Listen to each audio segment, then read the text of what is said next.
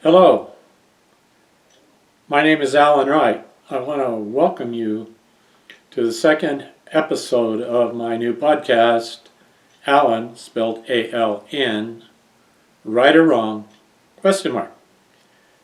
The question mark is all about, am I right or am I wrong?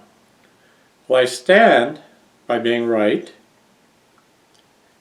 but I want to explain the wrong part in this episode because of something that I write about and sing about, play guitar about. It's what I call true lies. For a lot of reasons that I'm going to go into in this podcast and the one after, I mentioned a little bit in the introduction, first episode. I would strongly recommend you look at that first episode before this one or the third to kind of get a general idea of what I'm talking about. You're in extreme danger, you and the people you care about, and frankly it's an existential danger to all humanity. Now, there's a lot of ways to look at that, and the way I'm going to present this to you today will seem a little odd. It'll take a while. But I want you to understand that I know this to be true. I've studied it for over 50 years. And I'm going to present to you here what I call my grand theory of everything, my big toe. And I'm presenting it to you in a very nutshell kind of way, just an overview of that. Because I'll discuss it later in other episodes in much more detail.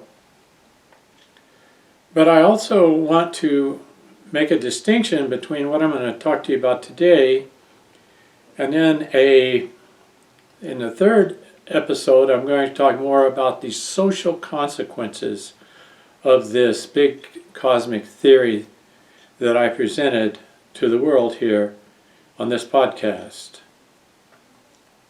Now,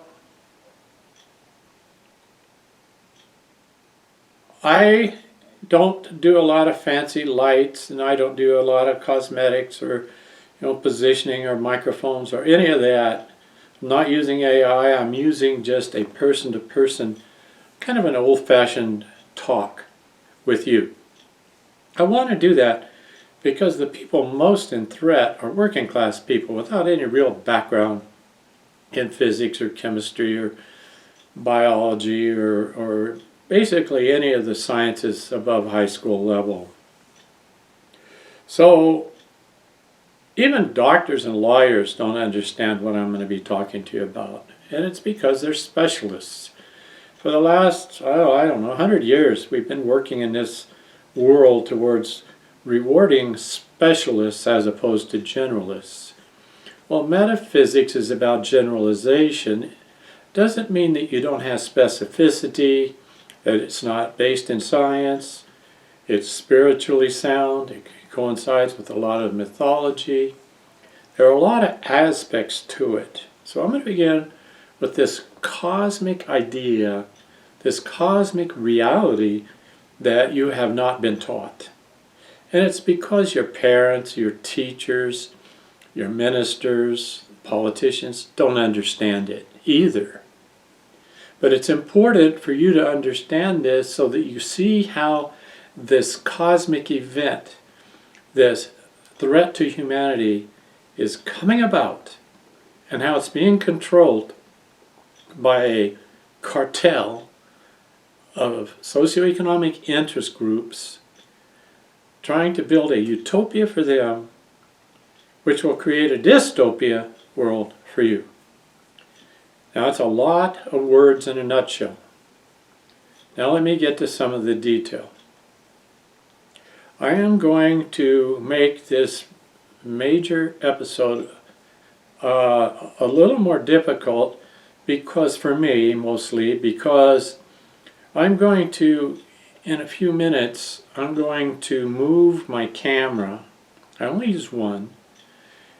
And I'm going to turn it over here to this side of me where I have a whiteboard where I have outlined my grand theory of everything. Now as I move through that rather quickly for what it provides, you're going to, if you understand it at all, see how this unfolds down to the socioeconomic level and you in more detail, in a way you haven't previously had it presented. We're not saying you're going to become a robot here or the world's coming to an end. We're just going to say that it's going to come to a very harsh ending for many people, and survival will not be in a very, very nice way if you survive. So with that, I think I want to say a little bit more about the socioeconomic aspect before I move into the more cosmic area. The United States has been a leader across the nation, or across the world for many years.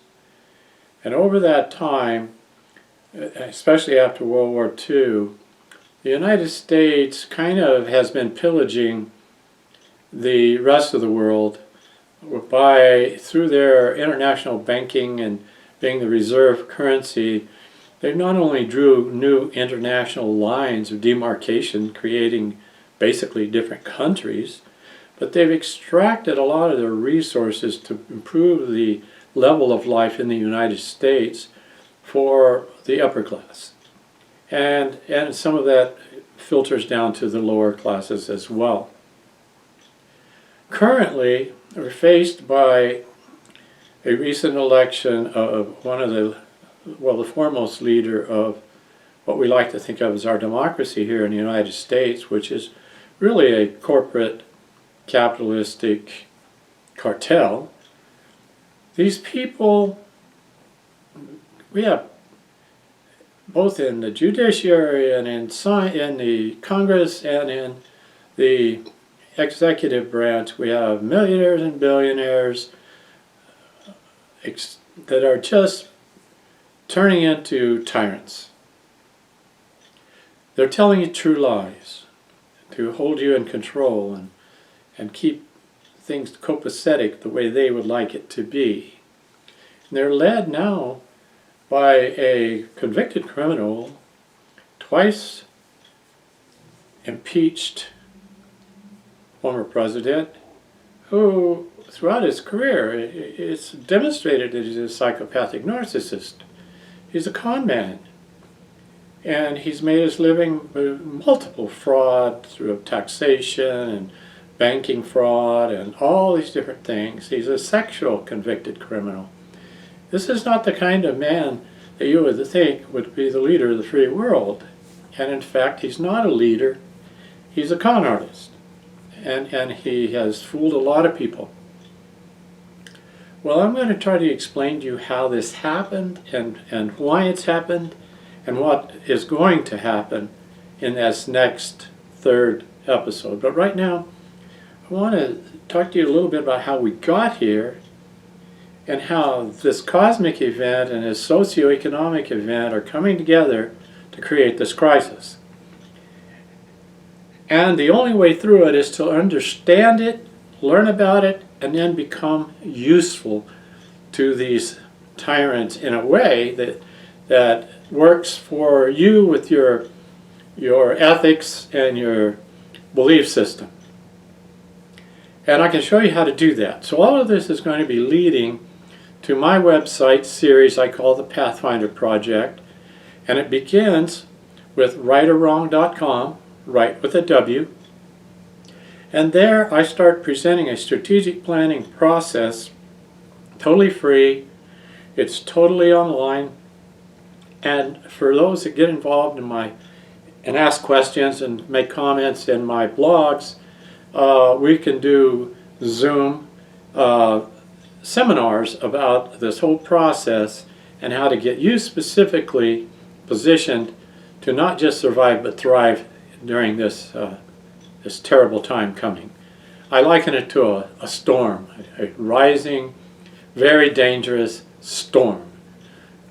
One of my career jobs was working for FEMA for a few years, where I went out as a nationally certified home inspector to review housing after one of these floods or all these major events, catastrophic hurricanes, and help people get back into their home, help government move finance and support to make that happen. And so it taught me a lot, and I guess why I'm telling you that is my background covers a wide variety of experience, both academically and real life, world life experience. So with that, I'm going to briefly take a pause. I'm going to move my camera angle so that I can show you this bulletin board. It will be very difficult to read or see very well. I just kind of want you to know it's there, and the reason being is if you're seeing this podcast on your phone or even a small laptop or computer, you may want to use your knowledge of technocracy to project it on a TV screen where you can read this for yourself. But I'm going to go through this with you for a few minutes, and then we'll move on. So I'm going to end up cutting this little bit out because I only use one camera. So I'll be right back.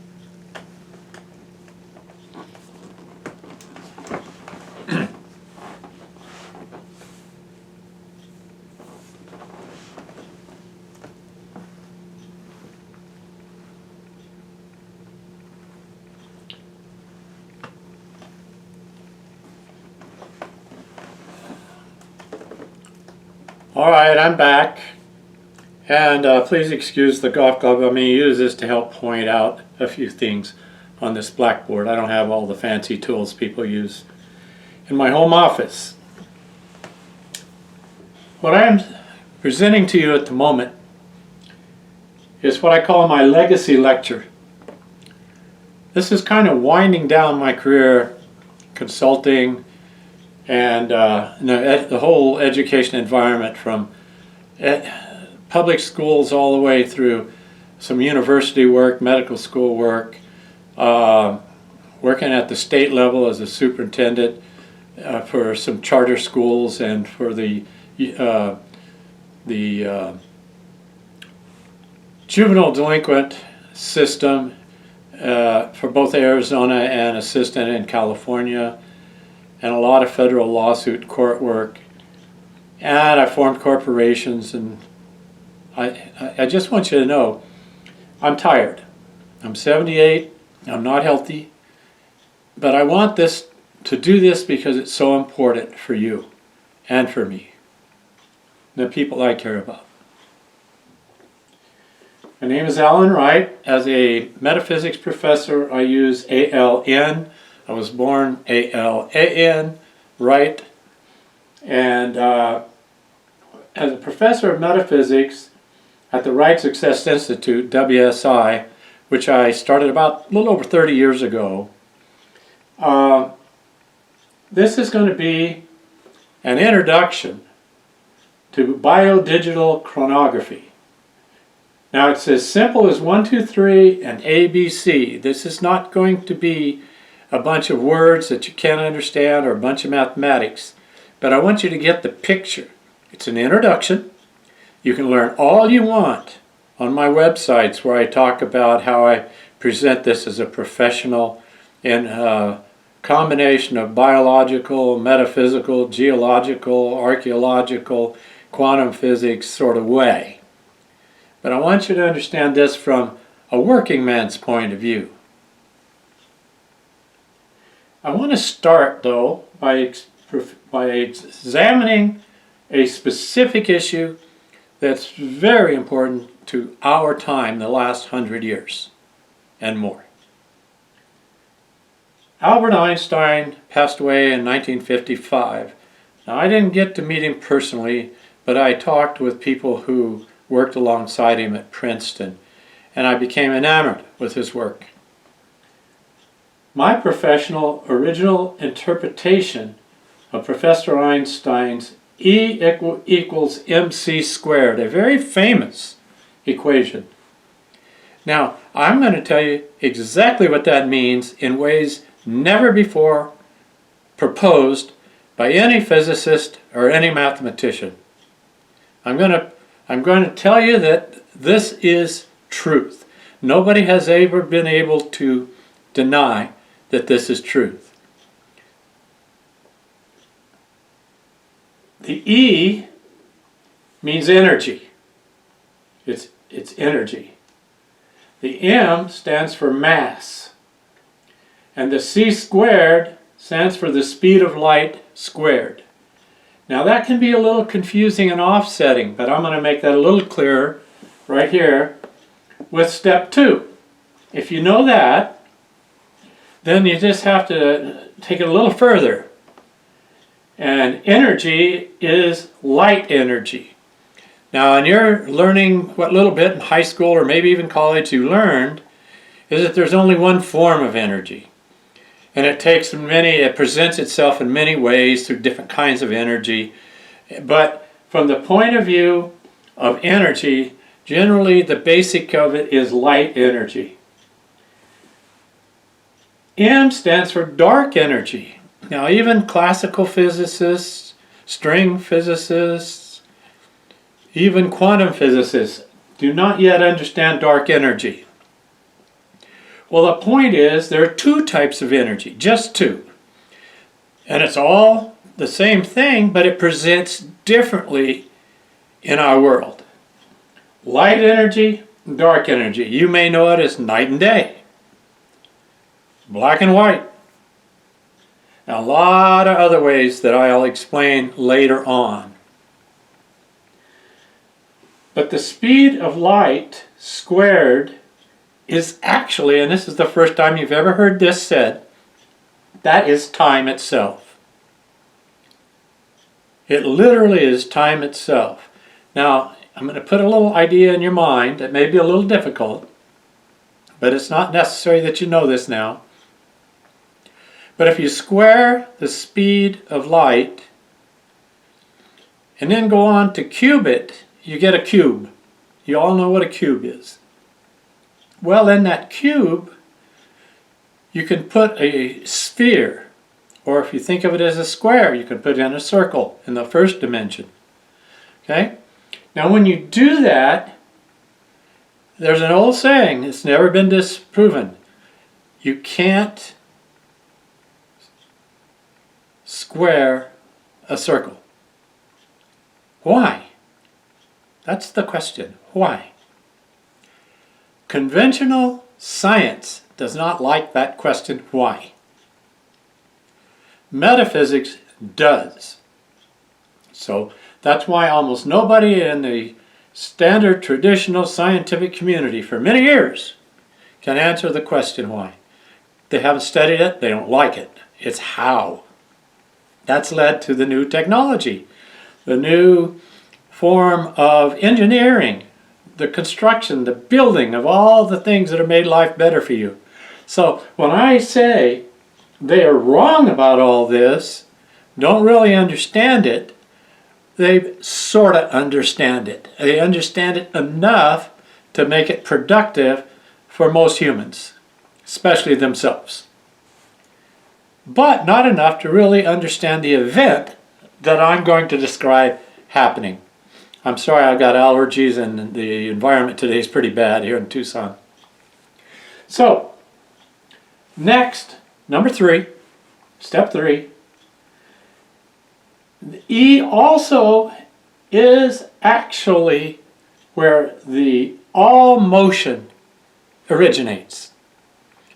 This light energy causes all emotion, all motion. Okay? It's the origin of motion. And that's going to become critical here in a while. Mass or dark energy is caused by gravity. But in this mass, it's pretty straightforward. It's dark energy. When you look at very, very, very, what's the right word here? I'm struggling with it just a little bit. Density. The very dense metals and things like that, you can't see through them. They're dark.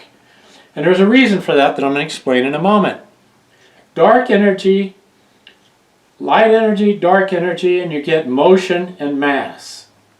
Okay? We all know that light is in motion. Okay? The whole spectrum at different frequencies, etc., etc.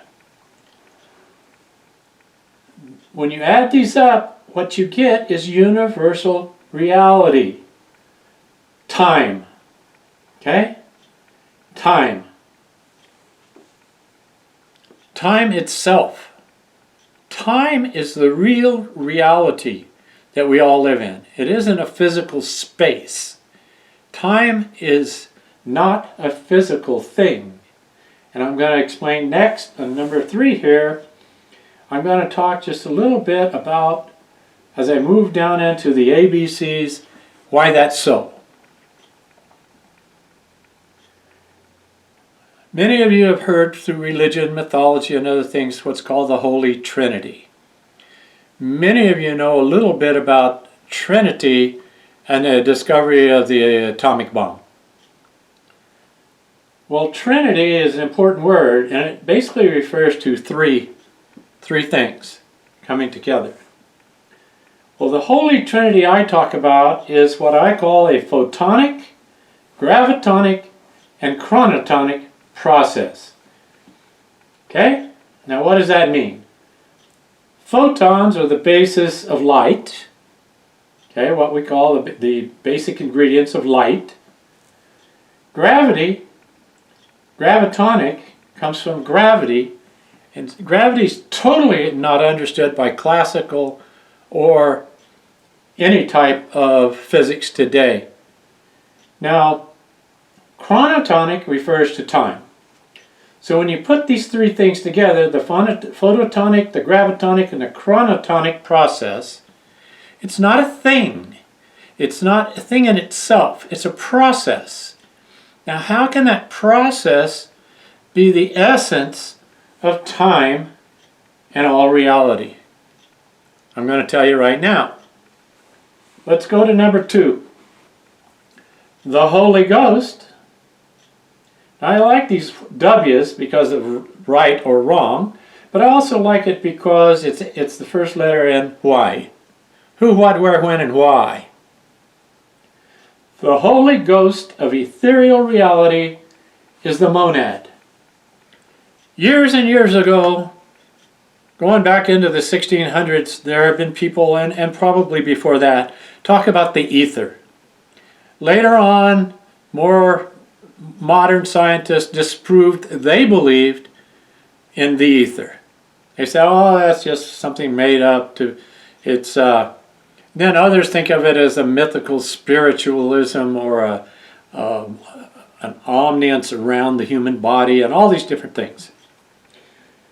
But in reality, in the late 1600s, a very important man named Gottfried Wilhelm Leibniz, who helped discover the calculus alongside Newton, although they were in different countries, and they discovered different parts of it. He talked about a monad. Leibniz talked about monads. They have been disregarded throughout history, but I'm here to tell you they are the basic ingredients of all of our reality, including time, mass, and energy. Okay? Lights, electricity, gravity, planetary forming, the sun's forming, all through all the levels of the universe that we talk about, and all the microscopic levels going microscopically. They're the essence of it all. They live in a place that has been called after a famous physicist. Quantum physics began really around 1900, and one of the fellows that began it is a fellow that they talk about, and they talk about the bottom level, as tiny as you can get. Things just don't get any smaller, especially that you can prove because you can measure. Okay? Now this man, he came up with what's called a constant, or a smallest size, distance, length, things like that. And that is where monads live. That's where the ether lives, this ocean. It's the essence of the infinity, eternity, and it's called by, the cause of that, what a monad really is, it's not a thing, it's a pulsation. What happens is it pulses and it pushes out and it sucks in. It's like breathing. It's like your heart drawing blood in and pushing blood out, your lungs pulling air in, pushing air out. Well, at the astronomical level, the ethereal level, that's what is happening, and that's what a monad is.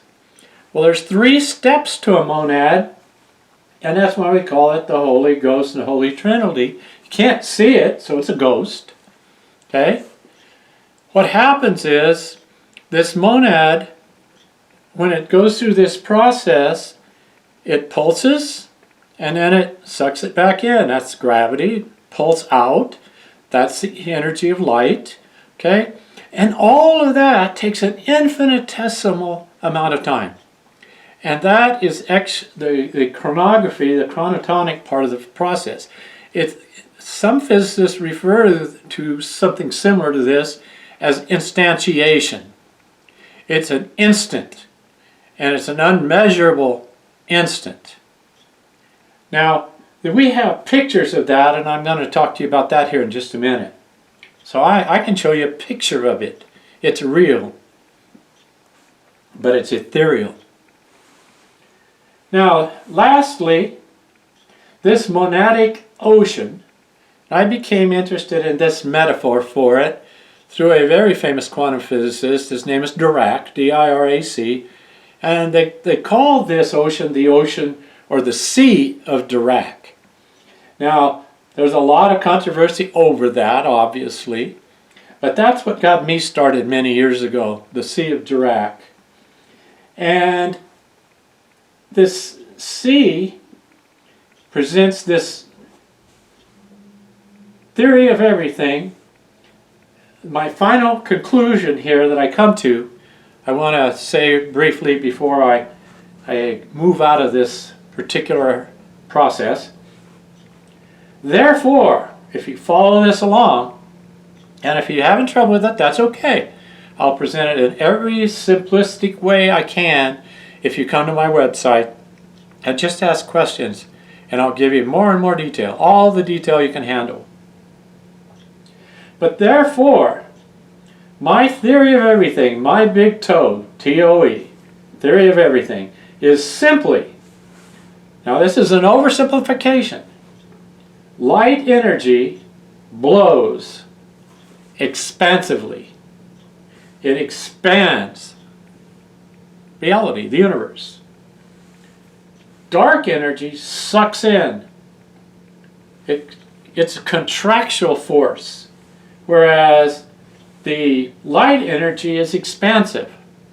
We know that everything both grows and declines. Think of human beings as we are born, even though birth isn't the beginning, but we're born and we grow and our life expands and then it starts declining and then we do what we call dying. But it's a process of expansion and then contraction. We know that in lots of ways, physically, in terms of a lot of elements of normal everyday life. Expansion, contraction. Weather is based on expansion, contraction. Low pressure areas, high pressure areas. There are many aspects of this, and this theory explains it all. It's a proven theory. Mathematicians, as well as physicists, have found no way to disprove what I'm telling you right here, right now. And yet there's a ton of evidence to prove it that I can give you online. I can give you in any way you want through my seminars, that Zoom. Be happy to talk to you about it. Why bother? My wife's favorite saying is, so what? I'm now going to tell you so what. So please bear with me. I'm going to pause for a minute. I'm going to move back to my prior camera position, and I'm going to answer that question, so what?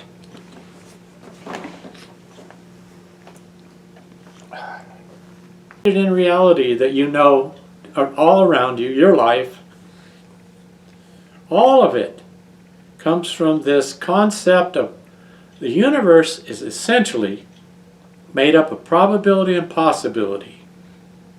And in fact, it's fair to say there isn't a universe. It's infinite. It's eternal. It had no beginning and no end. But on the other hand, every time that monadic pulse occurs, you get a new beginning and a new ending. It comes and goes.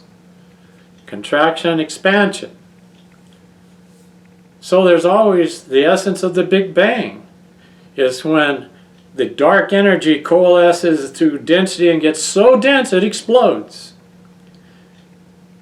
At the other end of things, you get light energy, and it comes flying out into what we call space.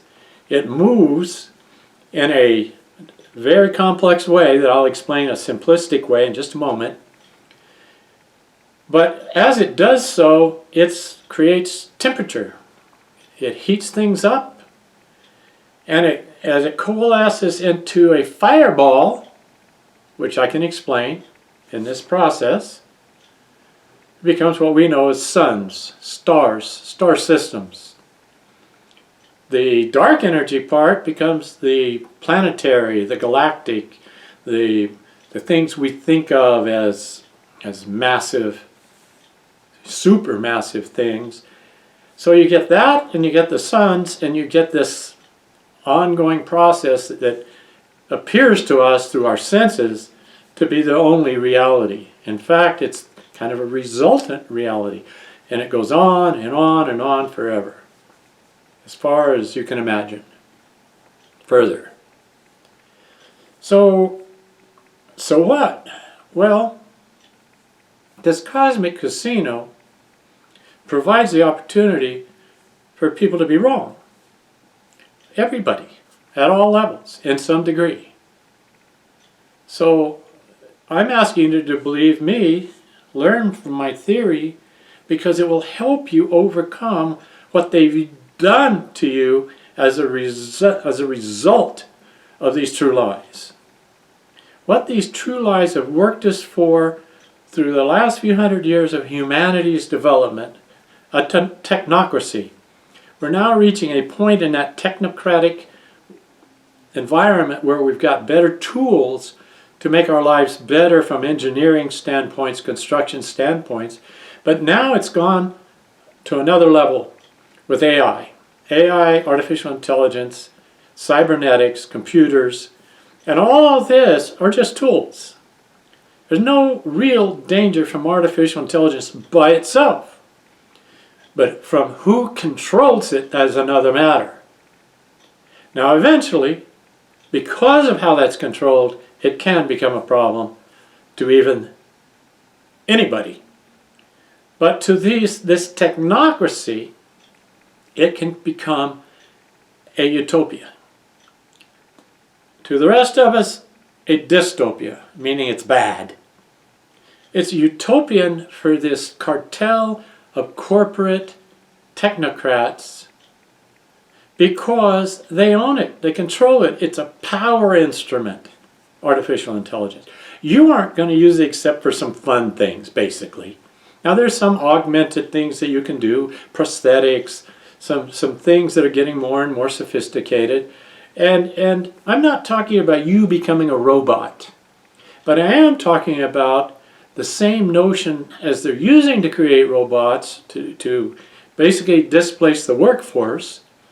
They're using to help people's health a little bit better. They have improve vision and hearing, prosthetics in the arms, and lots of different things. People have pacemakers in their hearts. They have stents. I have several. Okay, so what I want you to understand is the difference as it affects your life because of these true lies they tell about it. Billionaires and people that control tons of billions of dollars, trillionaires, not because it's listed in financial reports as their money, but because they control it, because they run investment banking. And the entire banking industry, and I'm not talking about your local little outlet of some bank. These people don't know even what's going on at that upper level. But at the international corporate level, this corporatocracy is replacing governments. Now it doesn't just say, you're out of here, but it basically says you do what we tell you, or we're not going to contribute to your campaigns, you're not going to get elected, you're not going to be able to make the laws you need, you're going to make them the way we tell you. So that's one way it's affecting you at a grand level.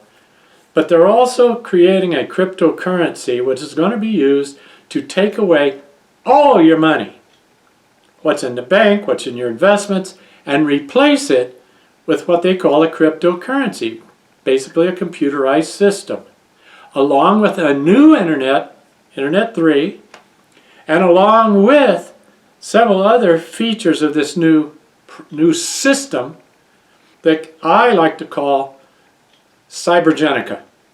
Instead of living in America, you're going to be living in cybergenica. Or if you live in Europe, you're going to be in cybergenica. It's a new and planetary involvement that with a whole new system of governance built around this utopia that they're going to create, they're going to do total depopulation of the vast majority of people as useless eaters, as Professor Kissinger, former Secretary of State, used to call it. Okay?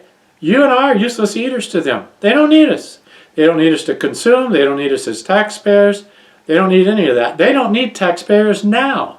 It's just on the books that taxpayers owe it, that $40 trillion in debt to the government that taxpayers owe. We didn't create that for them. They didn't get that through selling things and buying things and things like that. They borrowed it. They wrote and created dollars.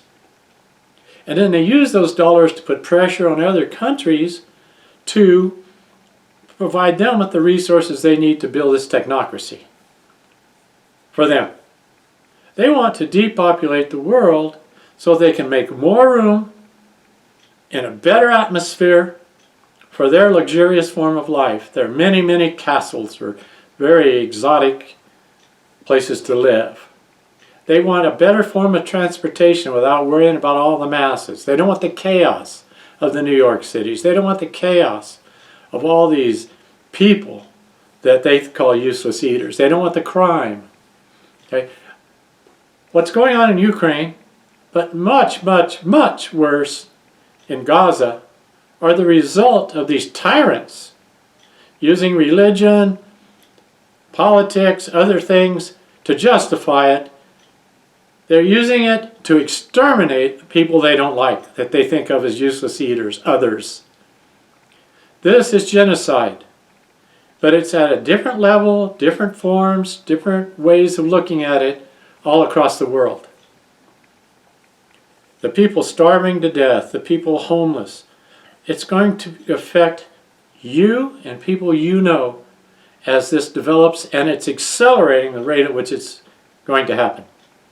Experts in the field used to say this wasn't going to happen for many years. then maybe 10 years, 2030 say, back a few years ago. And then, oh, well, yeah, it's going to happen in the next couple of years. That's what they're saying now. It's already started, and it's climbing like that. It's going to affect you socio-economically. Your dollars will go away, and they'll give you credits. Now, your psychopathic narcissist president is already forming his own cybernetic coins now in the billions, multi-billions of dollars. Now that always was a form of treason. It's a crime. It goes against the Constitution. It goes against all laws. Okay? But he's getting away with it. And he's going to get away with it. And there's part of your danger, a huge part of your danger. Your own president. Okay? Now it's going to happen all over the world. So what can you do about it? So what? What can I do? I just have to... Well, you can prepare for it. And prepare is a very big word. I learned it first in the Cub Scouts and the Boy Scouts and the Senior Scouts, all levels of the military, learning how to do strategic plans for corporations, etc., etc., etc. Preparation is key. And I'm not talking about digging a thing they dug for the fear of the nuclear war and the Cold War and get down in a bunker. I'm not talking about that. Or even stocking up with food and stuff. All that could be a part of it. What I'm talking about is you need to understand what's happening so that you can reposition yourself in what's coming. You'll either do that or there are severe consequences. Now let me explain that in a more simple way. Very, very soon, you're either going to become a cyborg, which basically means not a cyborg, a cyborg, which is a combination, a hybridization, some call it a transhuman, where you have an augmented life, augmented by things that this tool of artificial intelligence and technocracy is going to provide. It'll actually affect your humanness. Humanity will not be like you always thought it was. But you probably didn't know how it was anyway because of all the true lies at the core of it. Or you can choose to ignore it. And you will be a zombie of some level. You'll either be wandering around without a home, without any money, no cars, no gas, no food. You're going to not survive, quite likely. And if you do survive, it won't be pleasant. Through chaos, more warfare, as they consolidate and create the utopia and turn the rest of it into a dystopia until it goes away. Their world will be better. Now, I'll give you an analogy that will help you understand what I mean. You know, if you've studied at all, excuse me, I'm tired and I can't think of the word all of a sudden. Before the Homo sapiens, we had more primitive transformations from one to the other. Now, Neanderthals were kind of right towards the end of becoming Homo sapiens. I have some Neanderthal genes, so do you probably. But over time, that was all eliminated from our genealogy. Okay? They became extinct.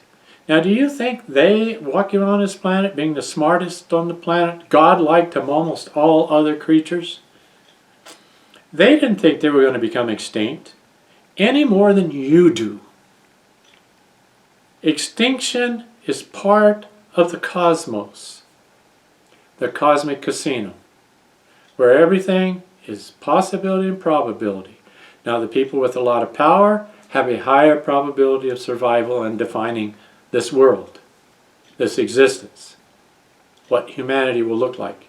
Call it transhumanity, transhuman, a hybrid form of humans. Just like Homo sapiens became a hybridized Neanderthal, still had all the feelings of Neanderthals, still do today many times.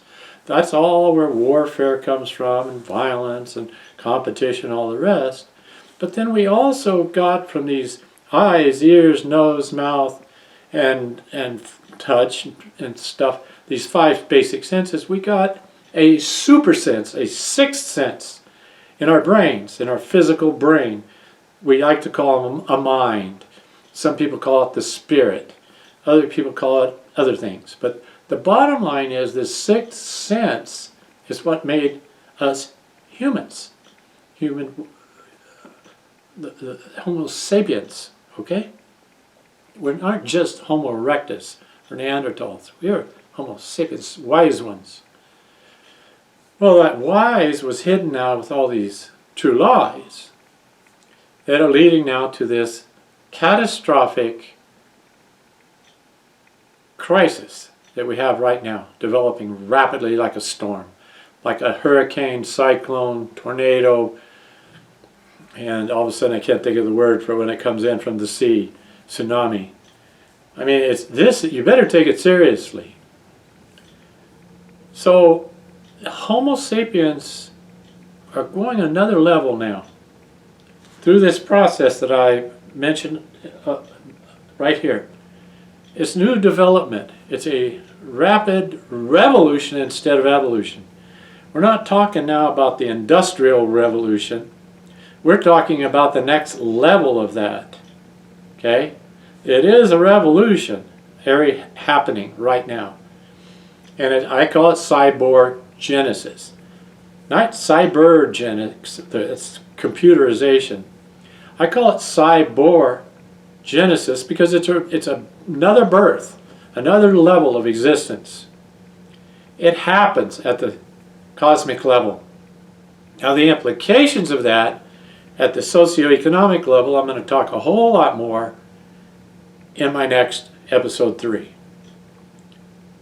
But this is an introduction now that you've got the idea of the cosmic casino, where the people with power, the house, create winners and losers, and ultimately the house wins. And the house is this corporatocracy that is developing technocracy in the banking. Now you got to understand. I hope you'll understand this when I tell you this. Corporations don't really exist.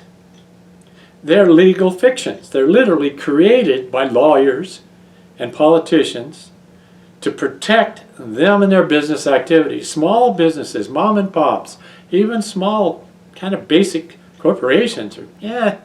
But when you get up to these international, transnational corporations that are going to control all the finances, all the technocracy, all the weaponry of the military, all the police powers that can be brought about with Web 3, and all of these security measures that are being developed by the CIA and all the different types of CIA around the world. Now, these aren't just hypothetical fantasies. This is reality happening now. Take a look at all the people our new president has appointed because they are loyal to him, and what they're doing to more traditional pieces put into play to create what we like to think of as a democracy. It's actually a corporatocracy, an autocracy. However, with that said, as we zoom into the next level of this, I'll take you through episode 3 of how this economic thing, this socioeconomic event, is going to affect you personally, and how you can develop your strategic plan with my Pathfinder process and move your way through it and not just survive, but thrive. I sure want to help you. I sure hope you'll pay a little attention, and I hope you'll share this with some people you care about. Because it's free, confidential, and I guarantee success if you stay with it. The only way you can fail here is quit. Ignorance is all about quitting, not paying attention, okay, ignoring. You don't need to do that, but you're certainly free to do that if you want to, until you can't. So, from Tucson, Arizona and the Right Success Institute, Alan Wright, wishing you a good day. Adios. Bio con Dios for now.